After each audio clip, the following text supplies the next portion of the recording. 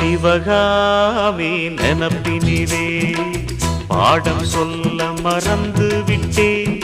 அடியாத்தி வாத்தியாரு பாடம் சொல்ல மறந்ததென்ன?